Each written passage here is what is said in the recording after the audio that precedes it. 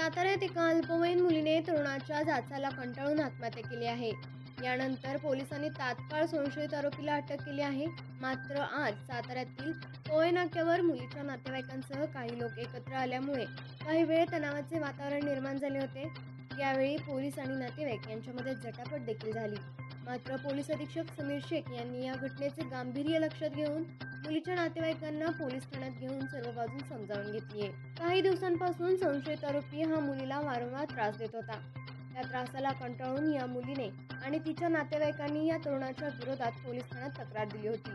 मुलगी अल्पवयीन असल्याने त्या तरुणावर पोस्को कायद्याअंतर्गत गुन्हा दाखल झाल्यामुळे त्याला अटक करण्यात आली होती. मात्र काही दिवसांपूर्वी जामिनावर मुक्त झालेल्या या तरुणाने पुन्हा या मुलीला आणि तिच्या घरातल्या लोकांना धमकी दिल्याने या अल्पवयीन मुलीने आत्महत्या केली. या घटनेची नोंद दहिवडी पोलीस ठाण्यात करण्यात आली आहे. सध्या या प्रकरणाचा सखोल तपास पोलीस करत आहेत.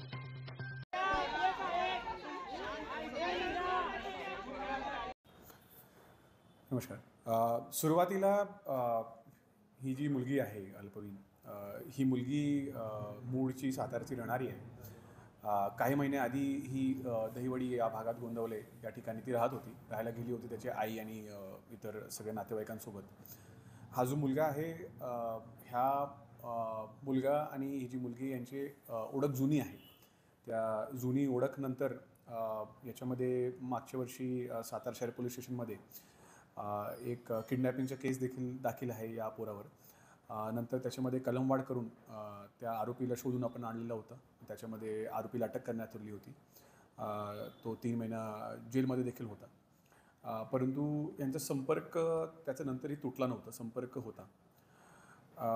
नंतरच्या काळात यांच्यामध्ये काही डिस्प्यूट्स झाले, काही वाद झाले, असं ते एकंदरीत जे आतापर्यंत आम्ही तपास केला त्याच्यामध्ये दिसतं आहे. आणि त्याच्यामध्ये ह्या डिस्प्यूट्स आणि या सगळ्या गोष्टींमुळे ती मुलगी फार तणावात होती आणि त्या तणावाखाली मग तिने हा गंभीर पाऊल उचललेला आहे. काल तिची डेथ झाली. त्याच्यामध्ये आपण तातडीने त्या मुलाचा शोध घेऊन त्याला आपण याच्यामध्ये अटक केलेली आहे. 107 BNS प्रमाणे याच्यामध्ये गुन्हा दाखल आहे. आत्महत्यास प्रवृत्त त्यांनी केलेला आहे आणि आज आम्ही त्याला माननीय न्यायालयाच्या समोर हजर करतो आहे आणि त्याची जास्त PC घेऊन याच्यामध्ये सगळे जे पुरावे आहेत ते एकत्रित करून ह्या आरोपीला कठोर शिक्षा व्हावी याची मागणी आम्ही न्यायालयाच्या समोर करणार आहे. याच्यामध्ये एकंदरीत कुटुंबियाने पोलिसांना आतापर्यंत सगळ्या प्रकारे सहकार्यच केलेलं आहे असं मी म्हणेन. त्यांची काही गोष्टींच्या बाबतीत शेवटी त्यांना दुःख झालेलं आहे. त्या गोष्टींच्या बाबतीत त्यांना काही गोष्टींची चर्चा करायची होती.